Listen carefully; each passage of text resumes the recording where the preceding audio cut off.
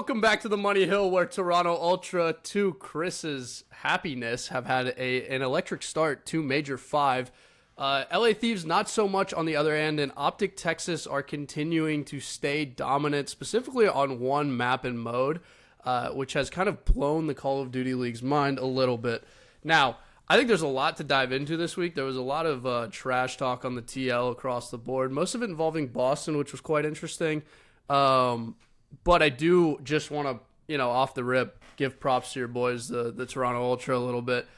3-0 against Seattle Surge and a 3-1 against Los Angeles Thieves. Also need to apologize to our loyal fans for taking a brief break from podcasting. There were some things going on in the background. Not much to talk about there, but we are back, of course. Nothing personal. Nothing personal. There's just a lot going on. There's a lot going on. No beef. Just lives being lived. No beef, unlike, obviously, the CDL Twitter timeline. There was a ton of that this weekend. If you missed Beans versus Gunless, it was pretty electric. But, again, Ultra, 2-0. 2-0 start. Look, when it comes to bounty matches in a Toronto Ultra major, a home major, Toronto Ultra is going to show up. The last time it was at home, I think they made the finals. Are there bounty matches again? Oh yeah, they are. But not this. It's next week. Come on.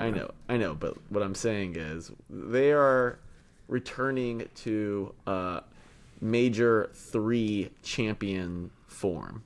This is the Ultra team that needed one major off. Fine, great, take it. Don't care. And so I'm excited to see how they do this major. It's back at home, and I expect big things coming out of the north. I mean, they look really good. I think Ultra are on a downtrend, and I think LA Thieves are worse online. So I haven't seen what I've needed to see yet from Ultra. But I will give props to Scrappy. Broke the kill record in the single series against LA Thieves. That was pretty incredible, especially because it didn't go 5 maps. So you're kind of reducing the number by I would say 10 to 12 possible, because if you're going for a record, you're dropping kind of a bomb in S&D. But it's an S&D, yeah. It is S&D, but I'm saying my argument is that if you're on record pace, you're probably dropping a bomb in S&D too. Yeah, if you get 1 kill per map, you're per round, thinking 11. But maybe if you're really going off, maybe you get somewhere in your order of 10 to 15. But 11, it has to be a 6-5. So I know, that's what I'm saying. And you could still lose at that point, which would be pretty incredible. But listen, everybody knows that Thieves are weaker online. I'm not really hyper impressed by this victory, especially because they were kind of hard carried by Scrap. So to support the LA Thieves being worse online, they also started off 0-2. They lost to Subliners, who, I mean, to their credit, have beaten some teams this year. They've also lost some really winnable matches across the board. It seems like a pretty average team outside of Major 1. Legion might be a better team than them right now, if you really ask me. If we really dive into it. We'll get there. LA Thieves, it's not a big deal that they're 0-2. I'd like to just state this over and over again. We've seen this storyline. Yep. The team just shows up on land. It goes without saying. They just won the last major. I think they looked better in qualifiers than they do right now. But really, anything is possible. That is what you need to always remember with Los Angeles. So we were talking before we got on. You think you know what my rebuttal is going to be. It's just going to be agreement. My rebuttal is, I completely agree. But here's my question for you, is why is it different when it is LA Thieves, who are on a little bit of a lull coming after a major win, versus the Toronto Ultra? Because there's a history there. What's the history? They won Major 4 and champs last year?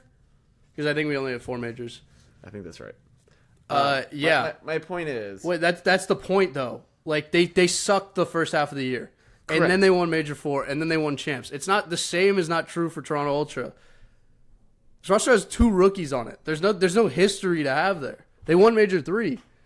They didn't have a terrible qualifier coming into Major 3. They looked like the best team in the game. They did. And then they had a bad qualifier going to Major 4. They looked like one of the worst teams in the game. Correct, and that's totally fine. In this season that began in November, or whenever the fuck it began, and is now going through into May, it's a long season. This is a lot of Call of Duty, And you're going to get teams peaking and valleying before they ultimately are trying to climax right at champions. Okay. Relax. That's what they're trying to do. And so, to me, this Ultra team is exactly where they need to be. I'm still as bullish as ever. I have no problem with their lack of performance in Major 4. Expect big things coming out of Major 5. I think they'll have a better performance at Major 5 because it's at home, but I think they're kind of screwed for champs, if you ask me. No, they're not screwed for no champs. shot they're winning at all, I'll tell you that much. Absolute shot. No, I think we touched on it, though, along the way, and, of course, you end up mentioning this team just via kind of transitive property of going through LA Thieves losing to Subliners, Subliners losing to Legion, who also lost to Optic Texas 3-2. It's very interesting because they look much, much better. Like, this team is legitimately competitive. Yep. I wouldn't be surprised if they have a decent placing at Major 5. I think anybody on that team would tell you that they had a down major last major, and they expect more from themselves at their current state. And they're showing that online. It's just a matter of now translating that into LAN matches. So I am very, very bullish on Legion coming into Major 5. You got any thoughts on the Vegas Legion? I mean, I think you just gave the reason why you shouldn't be bullish on them, which is this is a team that is talented, especially on LAN, especially online. But when it comes to LAN, this is a team that's fraudulent. You can't trust them. There's so much experience. I enjoy, but it's a bit older experience, right? And the mouse clicks don't work as fast, these days, and the WA SDs don't work as well. Okay, well, there's no keyboards, buddy. Yeah. Point being, the game is different, and so to me, this is a team that can perform online. But when you get on a stage in front of people and you have a LAN and the speed reaction times are faster, the teams that are a bit younger and better leadership are going to win out. I mean, they got some of the best leadership in the game, though. That's my rebuttal there. And Temp said it last week. It's like there's nothing more valuable than having a guy that makes you feel like you can win at all times on your team. Which is true. Like, Clayster is that guy. But Clayster is also the guy who can blow up your entire team and, he's playing really well right now. I mean, sure. He had a really bad major, and he was the first one to say that. Yep. Owns up to his responsibilities as a leader of that team. And I honestly think he's due for something this year. I think he gets special later in the season. The only threat to Optic Texas to win it all is Vegas Legion. That's just not true. What I will say is I think Clayster gets up a little bit more against the Subliners than anybody else, right? There's a history there. He wants to beat them more than anyone. And so of course. He shows up. They play fucking amazing against the Subliners. To me, that's just like a lock. And so maybe if Vegas could play the Subliners every single map or every single game on the way to a major, they could win. But outside of that, they're not winning shit. I mean, they should have probably won the Optic Texas series too. To be fair, we love to watch them. We love that they're not just irrelevant for the first time in the entire CDL. This is not me throwing shade. I love Legion. I want them to win. I want them to make championship. But they're on pace too right now. Listen, I think you can make the argument that they should have beaten Optic Texas in the first match. That would have been a super high payoff win for them. But, I mean, Optic Texas obviously responded and bounced back with a pretty decisive victory over Atlanta Faze, a 3-0. It was never close. I mean, like, this is an absolute blowout across the board. I think they are now on, an 8-game win streak on aBeZy, Fortress, Hardpoint. All of those differentials are, like, almost greater than 100 points, I think, on average. I think it's an average of 130-point victories, which is legitimately ridiculous in Hardpoint. Embassy Search and Destroy, it's one of Faze's best maps. They win that 6-5, and then 3-0 control for Optic Texas. Like, across the board, this is a nasty win, a nasty way to bounce back from a sketchy win over Legion. Suffice to say, they're the best team in the game right now, again. It's going to be hard for me to disagree with you. This is an There's no team. disagreeing with this. It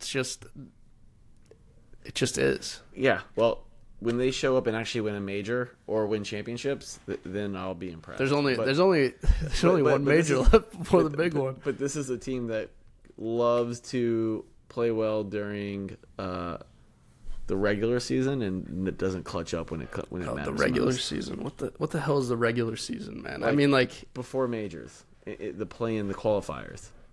Sure. But like, why are you a hater? You know, like I'm not a hater.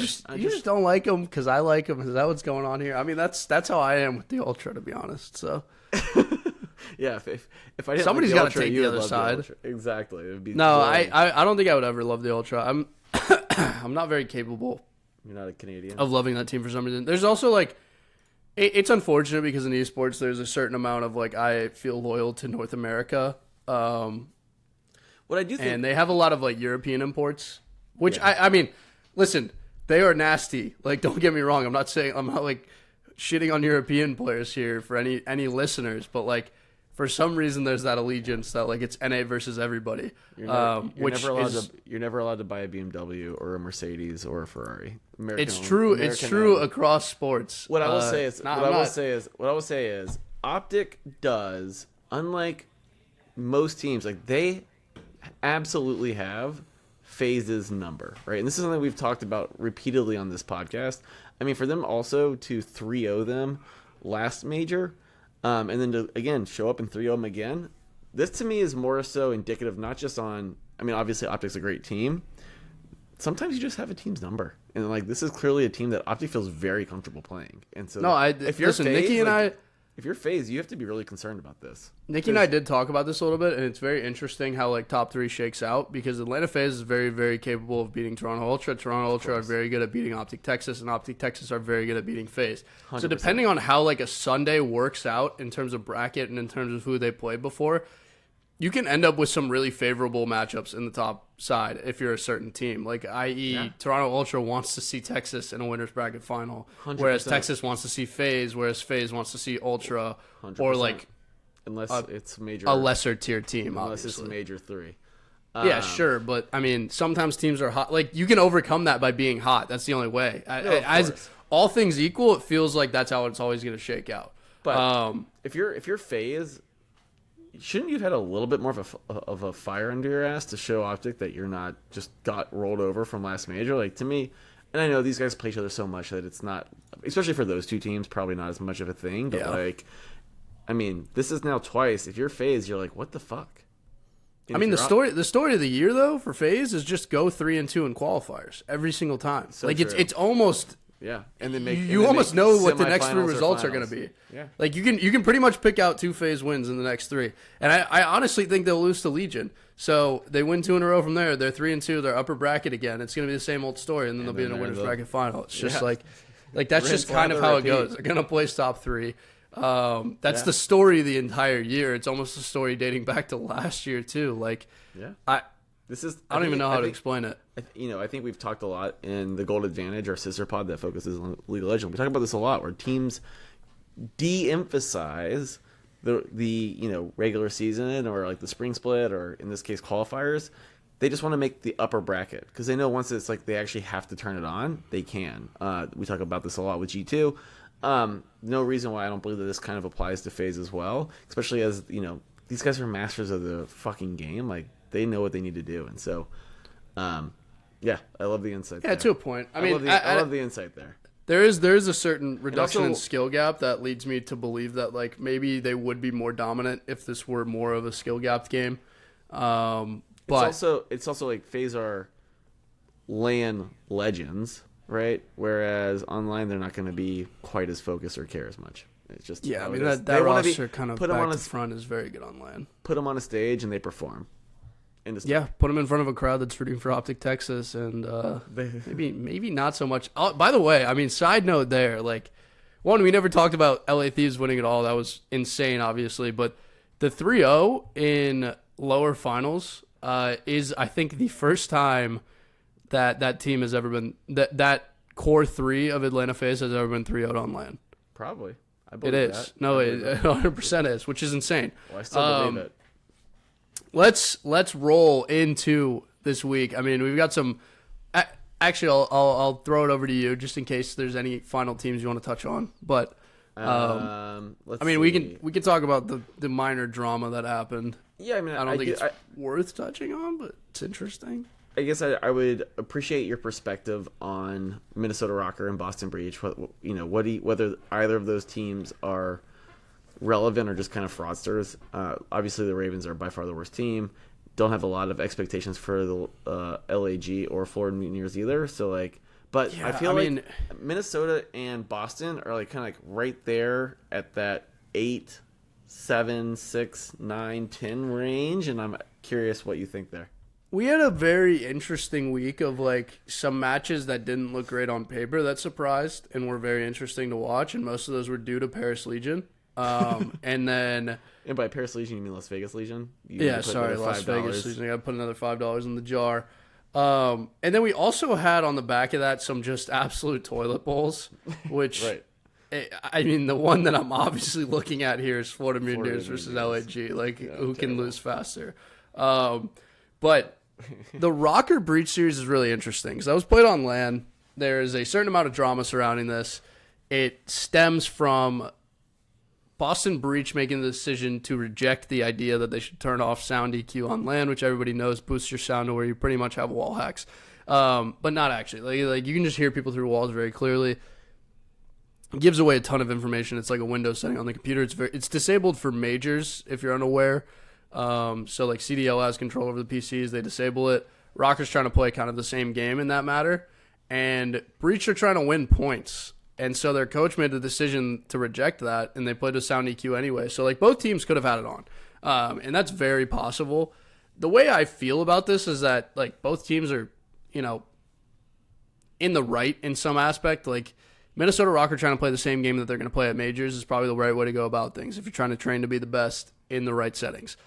At the same time, to get there, to get to champs, which Røkkr are at risk of not making it, Correct. you got to use every advantage possible that other teams are using. And that's the Breach perspective. So, like, nothing wrong there. Now, where do I think it shakes out in terms of standing? I think Breach clearly showed that they were better because I think both teams would have had it on at that point. If you know you're not playing with sound EQ, or if you know you're playing with it on and there was an option to not, you're going to turn it on. I don't really know. Like, I think I see Legion definitely jumping Røkkr. I think it's possible with a good enough placement at the major that they'll jump Breach as well. Like, Breach have not showed on LAN that they're really capable of being a threat. And for me, that's, like, pretty concerning. They've had one, like, pretty decent major. And from that, we haven't really gotten anything else. Like, we've never seen them be consistent in their LAN performances. Seems like it falls apart at the wrong times. They'll have good series with their rollover team, but it's not followed up by the same momentum. Like, they don't carry momentum well, if that makes any sense. Yeah, So totally. that's just my general perspective. And I think, that leads us into a pretty good week ahead. We can talk a little like love, lock for betting. I'm just going to throw it out there. I mean, it's the lock of the week. It's the lock of the week. I know where you're going. Las Vegas Legion money line over Atlanta Faze. Oh. 3.75 odds. That is that's unbelievable. You want to make that a lock? It's a lock. I mean, they're winning. I told you, FaZe are going to lose this, and then they're going to beat Ravens. They'll be 2-2. Yeah. And then I don't know what their final match is, but they will win it. So they'll be 3-2. So I won't say a lock. I will say a love, and I have the Las Vegas Legion at plus 1.5 at 2.35. And That's so a love. I do love that. Yeah, I really enjoy I that. don't hate that at all. That's, there's value there. Yeah. I mean, look, I completely agree with you. Like, the value is absolutely there on the Legion, especially online. And as you mentioned, we know FaZe is going to go 3-2. This feels right for that, but I'm not sure I'm ready to go all the way there yet. Some of the lines this week, too, are just so insane as well. Insane. Like, the LAG New York line, like, can LAG win that? I mean, Yes, it's absolutely. unlikely, but, like, plus 2.5 is 1.66. Like, can they win a map? Yeah, for sure. Like, they can win a map. I mean, come on. They're not good, but they can win a map. And you know what's funny? On the flip side of that, I feel very similar. I can get FaZe minus 2.5 against the Ravens at 2.01. Like, of course they're going to absolutely 3-0 them. Like, there's no other way for the Raven. There's no other way. Plus 2.5 is 1.83. Like, Similarly, I can get minus 2.5 for Thieves over Mutineers at almost 3 odds. Thieves are going to 3-0 Florida. Florida's terrible. And so I love it. It's 2.96. To me, though, the lock of the week, and this is... I think I'm really interested in what you say here. This is the most obvious bet of the week. Christ. Oh, Jesus. Here the we most go. obvious I bet know of what's the week. coming. 2.03. Optic Texas beating the Ultra. Yeah, sure, man. You're literally just trying to reverse it. You're just trying to reverse your luck here. Like, you just want Ultra to win so badly. No. This is total bullshit. This is total bullshit. I can see your stupid expression. This is perfectly You're on video. It's not perfectly teed up for anything. This is perfectly teed up for you to just, oh, look, Optic Texas lost. I'm going to come into the podcast and talk absolute shit next week. Oh, wait, they won. Look, I was right. Like, come on, man. It's the ultimate emotional hedge. It's not. And my response to that is Optic Texas -1.5, 2.75 odds. That is egregious. It's not egregious at all. It's the best hardpoint team in the game. It's the Monster Energy matchup of the week, so I'm excited to see that. I do feel bad. Obviously. It's gotta be. What the subplot around this is that Atlanta Faze versus London Royal Ravens is a bounty match. Sorry, that's a free 10,000 to Faze. Thank you. Could be a free 10,000 for London. Might be the most money. That's gonna be the most money they make all year if they win it. Honestly, look, I maybe they'll honestly, I could see Faze letting London win that just because they feel bad for him. Yeah, nice guy, Faze. Nice guy, Faze. No, I'm being genuine. I really believe lock of the week. Optic Texas is beating Ultra. Ultra's they're gonna win when it comes to the major. Like, I truly believe you're gonna see Ultra beat Optic in the major, but they're not gonna win today. I think Legion go 2-0 this week, and that is my response to your lock. Legion -1.5 over Minnesota Røkkr at 2.62 is a very, very attractive line in my opinion. It is. I'm gonna throw that as a really love. like that. Yeah. I actually, I listen. Legion are playing better, and I think they're only coming with more and more fire. Like they need it. Plus, this is a huge match for standings across Really the board. important. Like, this is really going to decide a lot of things. It really is. It's head to head. You got a chance to pretty much net 20 on the other team. So I don't know. That'll be an interesting one. And then I don't really have like a ton of likes this week. I feel like the lines aren't incredible for things like that. I don't hate London Royal Ravens to beat LAG to start the week at 1.72. Actually, sorry, flip that. LAG to beat London at 2.0. I think that's like decent. This is also an absolute toilet bowl. Could go either way. Take the better half, in my opinion. I also really like. I mean, I know Surge just got stomped, but Surge over Breach. This Breach team is just not something that. They're just good online. That's part of the problem. Like, they're very good online. It's weird. That's the reason they have the pretty good standing right now. But you can get Seattle Surge at 2.17 over Boston Breach. I think you really want to pay attention, regardless of the result, to how Surge plays hardpoint against Optic Texas, because they are they are one of the scarier teams that Texas has to play, because if they do come out with the fire and hardpoint, if Sib and Pred are going off, they are extremely dangerous in that game mode. Totally. And if they carry that over to the Breach series, it's pretty much over at that point. Like, you can't stop those guys. Pred's obviously looking like an MVP this year across the board. He's had some incredible series. Goes without saying. Actually, this is a fun time to do that kind of hindsight 2020. Do you still wish Pred was on Optic based on how well Optic's playing right now? No.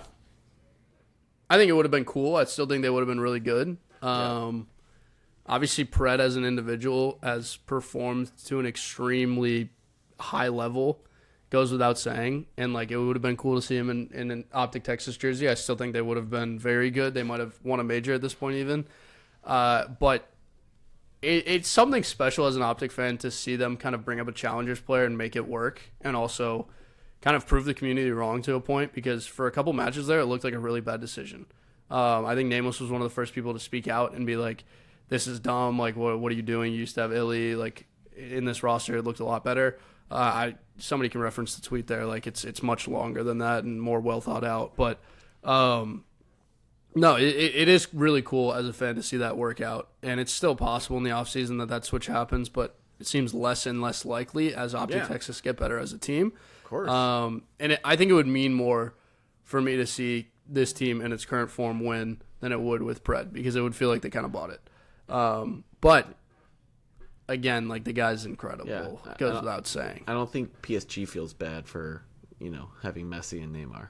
No, by no means. The other point to this is like, what if it's a Russell Westbrook situation where like because the Thunder were so bad, he was able to average a triple-double over the course of that NBA season. And he's just actually a ball hog and doesn't perform well with their teammates. Okay, well, I mean, he's a good player, but he's not necessarily going to win you a championship, right? Like, and I don't know if that's necessarily true for like FPS games. It doesn't work the same way. Like if you're slaying, you're slaying. It's not. But you do. I mean, you know this better than I do. If you're slaying, you're slaying. Yes, but there is so much teamwork that goes into this game. Yeah, there's there's slaying and then there's like functional slaying and like what you do with it. So it comes down to that. Like where does he fit into the roster? Do the kills matter at that point? And I think they would, because I think this team is very good at converting leads. But part of that is, props to Ghosty for making sure that like things are in line. He is their IGL at this point. Like, the kid came out of Challengers and he's leading one of the biggest franchises in the CDL. So it's pretty interesting. We love it. You do love to see it. You also love to see new viewers. So if you are new here, leave a like down below and consider subscribing if you enjoyed what you heard. And why wouldn't with that being said, you can join our Discord as well if you want to join the conversation over the weekend. Been a little dry since we've been busy, but we're looking to get back into it. We're looking to get wet again. So we'll see you next week with another podcast. Peace out. Toodaloo.